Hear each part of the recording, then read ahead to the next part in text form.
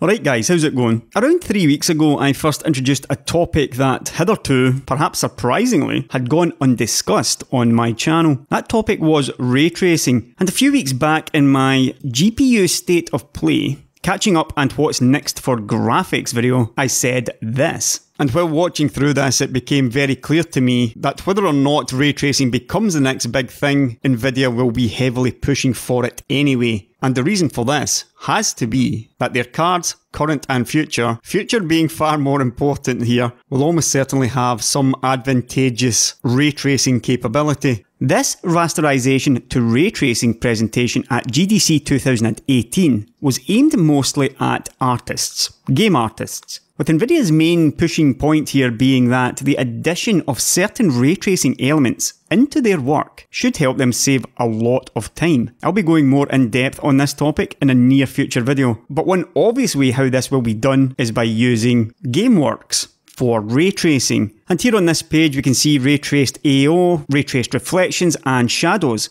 and also here a ray tracing denoiser, which I will get to later on in this video. But back to this one, and a week after my GPU state of play video, I launched my It's a Fake video, pointing out some flaws and inconsistencies in the supposed leaks that were coming thick and fast, in particular leaks revolving around Nvidia's upcoming Turing GPU architecture. One of those leaks was this Ashes result, where we saw a weird benchmark with a GTX 2080 Ti special supply for GSS, and part of my analysis on why this result was likely, almost 100% likely to be fake, was based around the previous assumption that Nvidia's next series would be labelled as the 1100 series, not the 2000 series. That was mostly based on an add-in board partner mentioning the 1100 series in a video a couple of weeks previous to this. A day after launching that It's a Fake video, this email turns up in my inbox from someone claiming to be an Nvidia employee and wanting to share some Turing information with me, but concerned that they'll be fired if I reveal their identity. Now you can imagine I do get a few of these leaks in my inbox, and the vast majority I take with a large grain of salt. However, my response to this concern, from my point of view, is very simple, and in fact, this is what I tell everyone who's worried about me giving away their identity. My response is this: Hi, I've never revealed a source yet, and never will, but I understand your caution. Simply put, from my perspective, it's much smarter to have legitimate sources, and I gain nothing from revealing anyone. If the info you have is legitimate, then you may give me more later, but you wouldn't do that if I revealed you as a source. So that's how simple it is for me. If you're legitimately willing to leak real information, then I gain absolutely nothing out of revealing you as a leaker. If your leaks end up as being total bullshit, then chances are you simply contacted me hoping for some notoriety or maybe a mention in a video. And if that's the case, then I'm likely just gonna ignore any future leaks coming from you. But in neither of these cases do I gain anything from leaking you as a source. It's completely pointless for me to do so.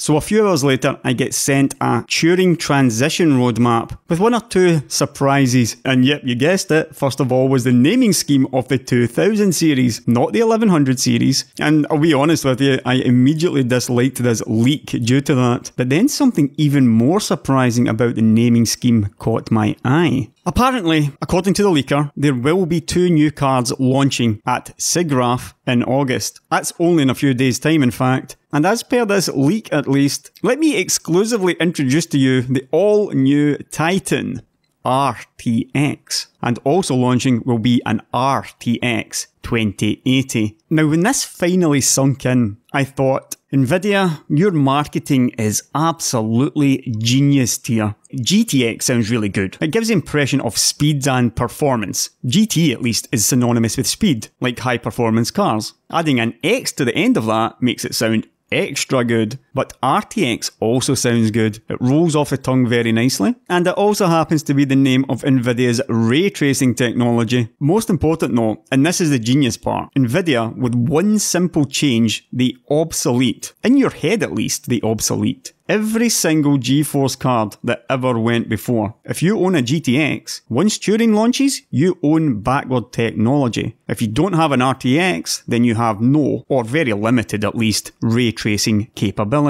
You own an obsolete card no matter how much you paid for it, and it's time for all you $1,200 Titan XP owners to upgrade again. Now my analysis of all this was, to me at least, further confirmed while looking at the rest of the leaked product stack. Next up was an RTX 2070, as you might expect. But let's now take a look at the leaked specs of all these new cards in a table, so I can explain why I really started to believe in this leak. Now, forgive me for this hastily thrown together spreadsheet, but according to the Turing transition roadmap, as mentioned, in August we're going to get the Titan RTX and the RTX 2080. We didn't have a code name for the Titan RTX, but the RTX 2080 is codenamed TU104. This is exactly what we would expect today, as 104 is reserved for Nvidia's mid-range, ever since they launched the GTX 680, as a point I'll get to in a minute. Regarding performance, apparently the Titan RTX will be 15% faster than a Titan V and 50% faster than a 1080 Ti. We don't know anything about the memory though, and the price is likely going to be around $3,000 again. Regarding the RTX 2080, it will supposedly be 8% faster than the GTX 1080 Ti and 50% faster than the GTX 1080. It's going to come with 8GB of GDDR6 and a price tag between $500 and $700. Let me just instantly shatter your dreams of getting this card for $500. There is no flipping chance of that. If it costs even as little as $700, I'll be downright amazed. And before I get to the part about why I did like this, let's just actually talk about what this means. Assuming this performance is true, what exactly does all of this mean? Previous to this, we believed that these cards have to be fabbed on TSMC's 12nm. And one of the main reasons for that was we saw this developer card on Reddit with GDDR6 and space for a humongous, larger than 650 square millimeter chip. Also, nothing else really makes sense right now, as 7nm is very immature and expensive. Now though, I am not entirely sure about this, and I won't be absolutely amazed if Turing ends up as 7nm. And one of the reasons for this change of heart is the 2080 is said to be 50% faster than the 1080. And you may think, well, that's easy. It's simply a larger GPU built on the 12nm process. And in fact, that was my analysis some months ago of exactly what Nvidia would do. It could be that, but this leaked roadmap also says only 23 streaming multi-processors. If we look at the 1080 review over at AnandTech, we see that the 1080 has 20 streaming multi-processors, and zooming in we can see a single SM.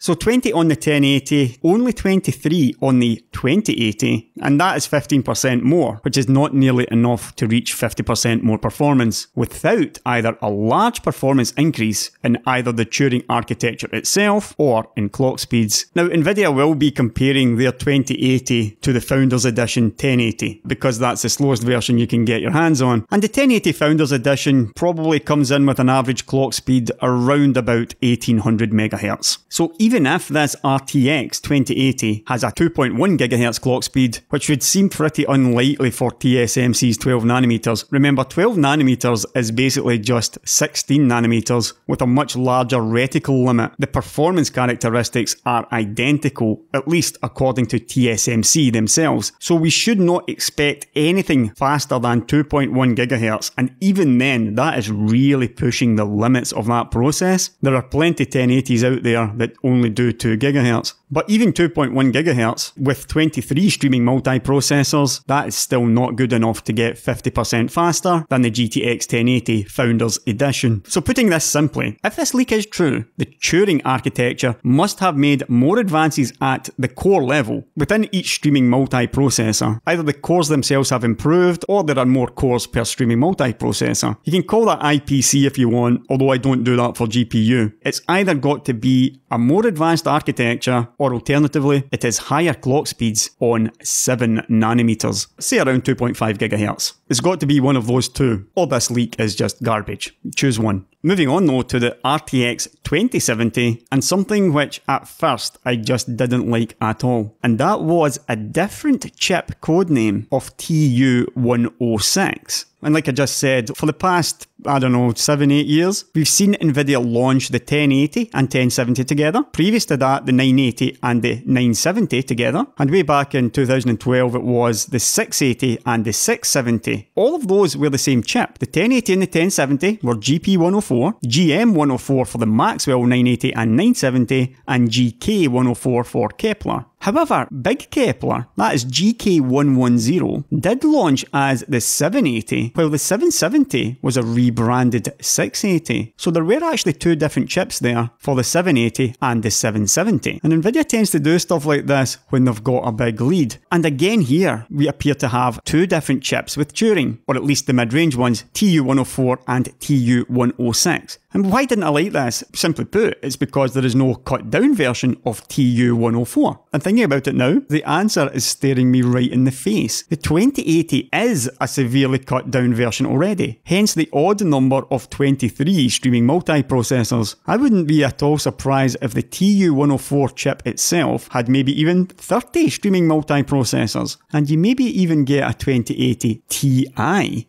based on that chip. Oh, Nvidia, you.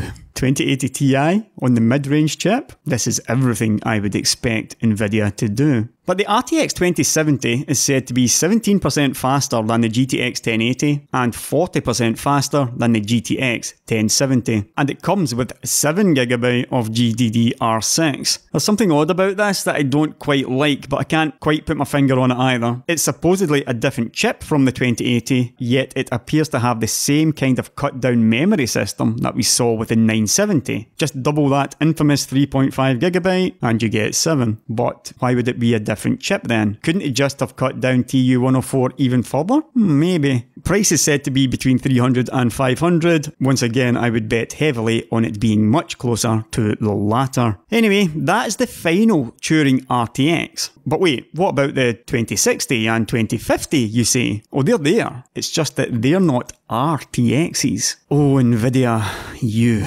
Yep, at the bottom of the stack we have the GTX 2060 and GTX 2050. By this point, it was clear to me that I really liked this leak, because this is now everything I would expect from Nvidia. You remember this article I've linked a few times, most recently again in my Nvidia anti-competitive, anti-consumer, anti-technology video. In this article, Anand, who was the owner of AnandTech at this time, he had a real go at Nvidia over them harming progress with their GeForce 4 MX cards. This GeForce 4 MX was basically just a GeForce 2 MX, rebranded with one or two bells and whistles, and the big problem here for game developers was that they could no longer assume that the user base would have a DX compliant video card installed because the GeForce 4 was not DX8 compliant. Anand went on to say that you have to realise that well over 80% of all graphics cards sold are priced under $200. And since that is the market that the GeForce 4 MX is after, should the product succeed, then a great deal of that 80% plus of the market will not have DX8 support, which means that developers will be less inclined to support those features in their games. And now it appears that, on one hand, Nvidia is trying to push their RTX technology, ray tracing, or at least their version of it, onto us, but it's only going to be available to those of us who can afford the most expensive cards. Looking at the current Steam hardware survey, GTX 1060, 1050 Ti, 1050, 750 Ti, 960, the 1070 only coming in at around 3.5% of the market. More than a third of today's market is these lower end graphics cards, and at GDC, Nvidia was saying to the artists, look, this is going to make your job easier. And it could have. It could make their jobs easier. GameWorks ray tracing. But in actual fact, what's going to happen here is they're just giving more work to the artists, because the artist's still going to need to cater to that 40%. In actual fact, it is a way larger than 40% of the market. It is every GTX that has ever gone before the RTX Titan, the RTX 280 and the RTX 270 in fact. Those artists still need to cater to that market, while now also including GameWorks for ray tracing. That's not making their job easier, that's making their job harder. It's not like Nvidia can go back and add ray tracing elements to their older series, but they made that choice to segment the market between RTX and GTX. Now that's pure speculation in fact. I could be completely wrong in that, but it's certainly what it looks like to me. Regarding the codenames, rather strange, TU116 and TU117. Definitely got me wondering if there's a link there between the 106 and the 116. But performance of the 2060 is said to be 7% slower than the GTX 1070 and 27% faster than the GTX 1060, coming with 5GB of GDDR6. Not so keen on that. And looking at the GTS 250, 18% slower than the GTX 1060 and 50% faster than the 1050 Ti.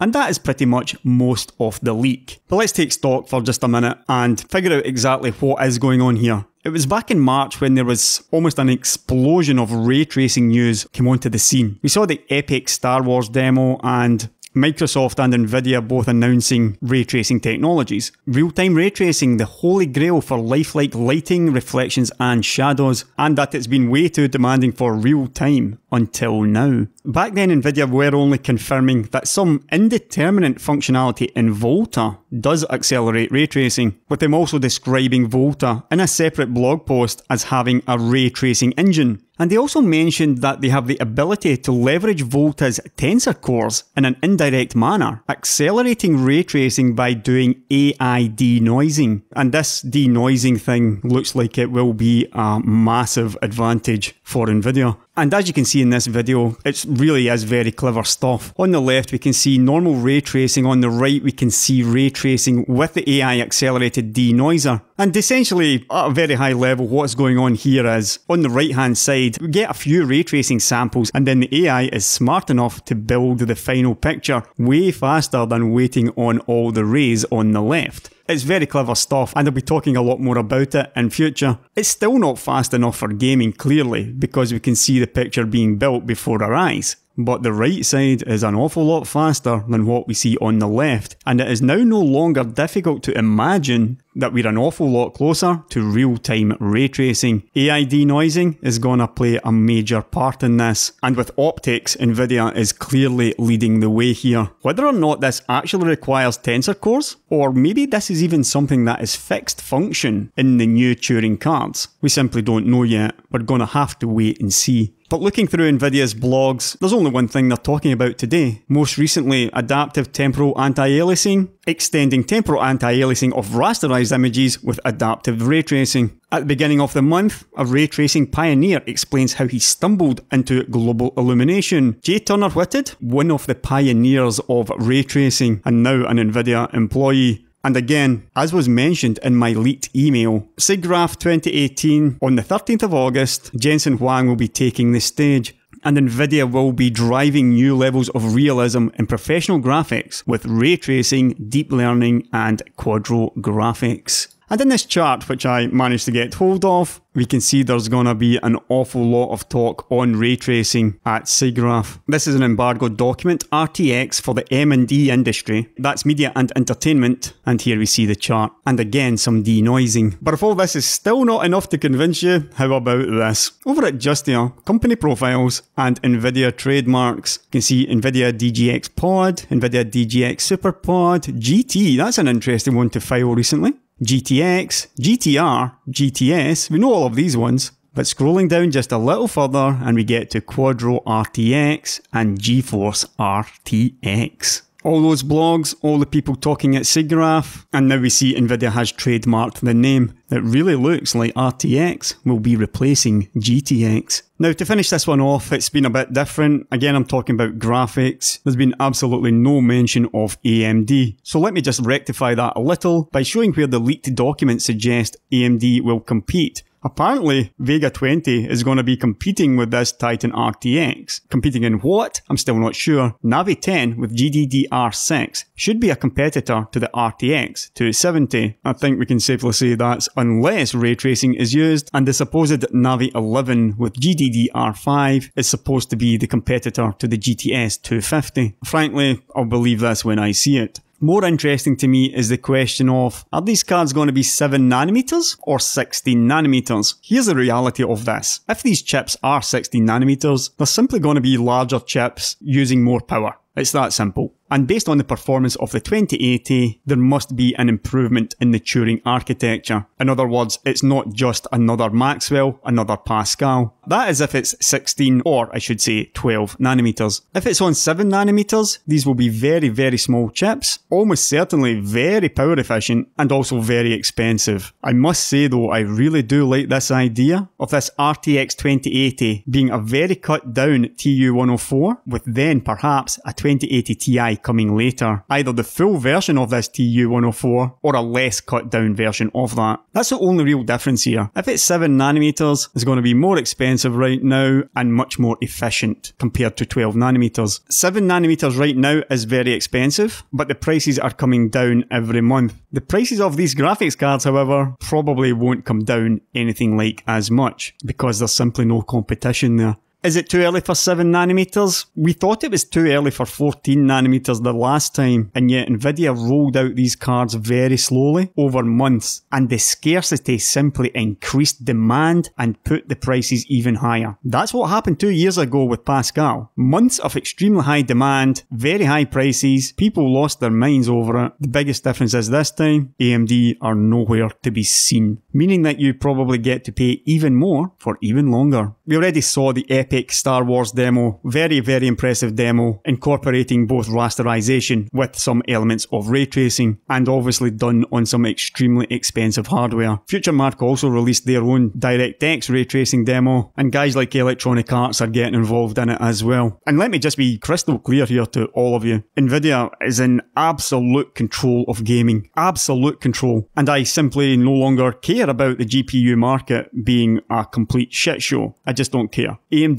are doing nothing and they are getting what they deserve from that. I absolutely hate the way that Nvidia can segment the market like this because of the iron grip they have on the market. But I am only willing to fight battles that can actually be won. And a battle requires more than one combatant. The reality here is, of course, that Nvidia are competing against themselves. Remember this really popular video that I launched over 2 years ago? Nvidia GameWorks Game Over For You. This was a video that was aimed at Nvidia buyers, to warn Nvidia buyers about the dangers of a monopoly, to warn about the dangers of GameWorks, technologies which allow Nvidia to slow down their own graphics cards. This is not about beating AMD. AMD's utterly beaten in graphics. They may even have given up entirely. But assuming this leak is true, and assuming the GTX simply not capable or so slow that it is effectively incapable of all of this GameWorks ray tracing stuff, how does this make you feel knowing that Nvidia can simply segment their lines like that? And this is simply about segmentation. This is about you, the typical GTX 1060, 2060 buyer, now looking at that GTX and thinking, I'm going to need to get this RTX 2070 instead. Slap another couple of £100 onto the price tag that you were going to spend because Nvidia will make you want this RTX instead. And there's a lot of you watching this with Titans, 1080 Ti's and thinking, that doesn't affect me because I'll just buy an RTX. What about now? You still don't care because you're just going to buy a RTX 3080 or the next Titan. And the longer you simply don't care, the more likely in 2 or 3 years' time we end up with something like this, where only the very richest can afford to pay maybe $6,000 for the next Titan with really good ray tracing, I would wager, but priced far out of the hands of the vast majority of people. I didn't want to end the video on that note because ray tracing is a great future technology that I would desperately like to see some competition with, but there's always a chance that competition can come back, and perhaps as ray tracing becomes more used, graphics cards themselves will adapt to be better at ray tracing rather than what they are today. But that topic, and much more on ray tracing in fact, is something I'll be discussing in far more depth over the coming weeks and months. But starting on Saturday, I am on vacation for at least a week, which means it may be 2 weeks before you see another video from me, depending on how quickly I can get one out once I'm back from my short vacation. For some reason a week doesn't seem nearly enough compared to what I would like to have, but I'll be back before the end of the month. The very interesting video on all this ray tracing stuff. You're going to really enjoy that one, I am sure. Until then, don't forget, like and subscribe, check out all my links in the video description below, and I'll catch you later guys.